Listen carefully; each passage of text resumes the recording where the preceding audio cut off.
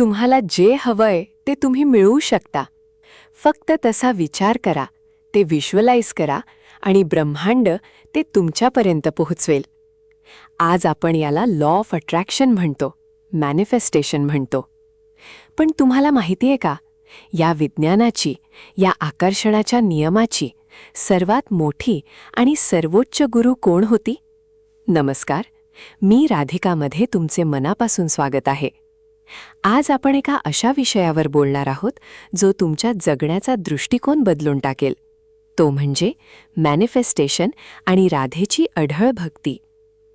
आज जगभर लोक वर्कशॉप्स घेतात, डायरीमध्ये लिहितात, विश्वाकडे मागतात की मला हे हवंय, मला ते हवंय.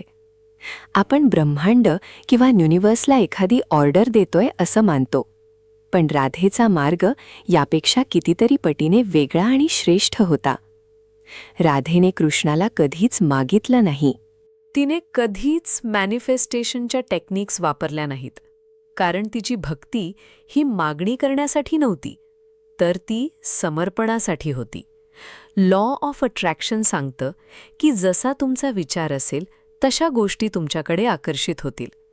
राधेचा विचार केवळ कृष्ण होता. तिच्या श्वासात कृष्ण होता, तिच्या ध्यानात कृष्ण होता. तिची ओढ इतकी तीव्र होती की विश्वाच्या नियमानुसार कृष्णाला तिच्याकडे ओढलं जाण्याशिवाय पर्यायच उरला नव्हता. आपण जेव्हा काही मागतो तेव्हा आपल्या मनात ते माझ्याकडे नाही ही कमतरतेची भावना असते. पण राधेच्या मनात कधीच कमतरता नव्हती. तिचा विश्वास इतका ठाम होता की कृष्ण आणि मी वेगळे असूच शकत नाही. हीच मॅनिफेस्टेशनची सर्वोच्च पायरी आहे.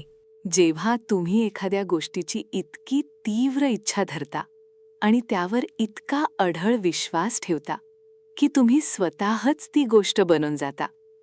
राधेने कृष्णाला मिळवलं नाही, ती स्वतःच कृष्णमय झाली. म्हणूनच तर आपण कृष्ण राधा म्हणण्याऐवजी राधा कृष्ण म्हणतो. आधी तिचं नाव येतं कारण तिची ओढ त्या ईश्वरापेक्षाही मोठी होती.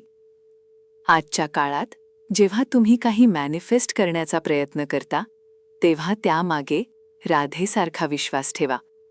केवळ डोळे मिटून मागू नका, तर ती गोष्ट तुमच्या आयुष्यात आधीच आहे या भावनेत जगा.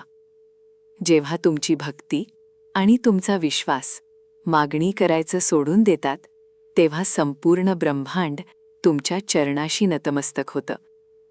लक्षात ठेवा, लॉ ऑफ अट्रॅक्शन म्हणजे फक्त विचार करणं नव्हे, तर त्या विचाराचा अनुभव घेणं आहे. राधेने तो अनुभव घेतला, म्हणूनच तिला कधीच काही मागावं लागलं नाही, कारण ती स्वतःच प्रेमस्वरूप झाली होती. तुम्ही आयुष्यात एखादी गोष्ट मिळवण्यासाठी कधी राधेसारखा अढाळ विश्वास ठेवला आहे का? तुम्हाला काय वाटतं, लॉ ऑफ अट्रॅक्शनमध्ये भक्ती महत्वाची आहे की तंत्र? तुमचे विचार मला कमेंटमध्ये नक्की सांगा. तुमच्या प्रत्येक कमेंटमुळे मला नवीन विषयांवर बोलण्याची प्रेरणा मिळते. ऐकत रहा मी राधिका आणि स्वतःमधल्या त्या अढाळ विश्वासाचा शोध घ्या. भेटूया लवकरच एका नवीन विषयासह. राधे राधे.